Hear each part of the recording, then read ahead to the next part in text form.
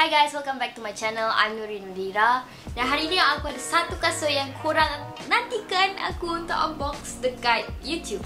So basically, korang dah nampak kotak kasut ni dah pun dibuka.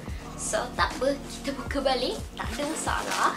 Shout out to OxStreet sebab supplykan saya kasut ni. OxStreet ni adalah tempat yang korang boleh jual beli sneakers korang dekat Singapore. So senang untuk orang Asia jual beli kasut diorang.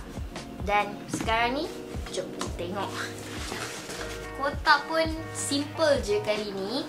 Atas ni dia dah tulis Cactus Cooperations. Sama belakang, size dengan label. Ni ada tunjuk Cactus Jack trademark Travis Scott.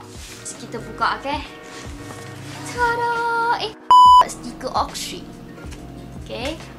So, korang dapat kad authentication daripada OxStreet yang menunjukkan kasut ni yang legit, original. Oh my god. Okay, inilah kasut Travis Scott collab dengan Nike. Air Max 1 in Baroque Brown color. This is the pair in hand. Clean dan nampak material dia bukan calang Dia dapat rasa feel. First reaction in hand memang nampak quality gila. Tak nampak macam cikai lah. Untuk harga dia, memang kalau dapat cikai tu sedih lah. Dalam kasut Nike collab dengan Travis Scott ni, yang paling obvious korang boleh nampak adalah swoosh terbalik dia. This is Travis Scott effect, Travis Scott signature. Dia pakai suede kat sini, atas ni macam mesh lah, and then suede sini.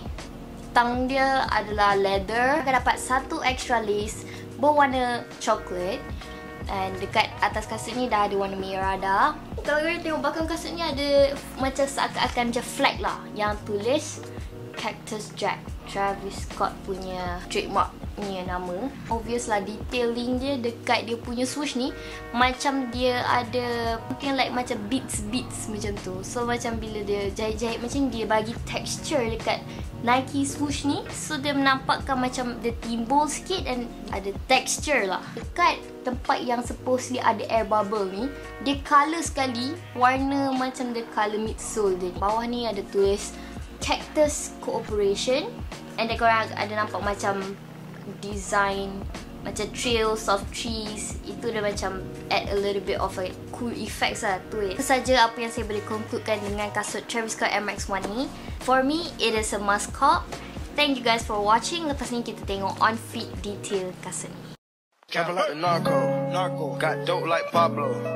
Cut dope like Pablo. Shot trees with the Draco. On the north got Diego. Say hasta luego. We'll be in rapping kilo. Snub nose with potato. Take out. No monkey in the jungle, fly high like a sono. Busting up in the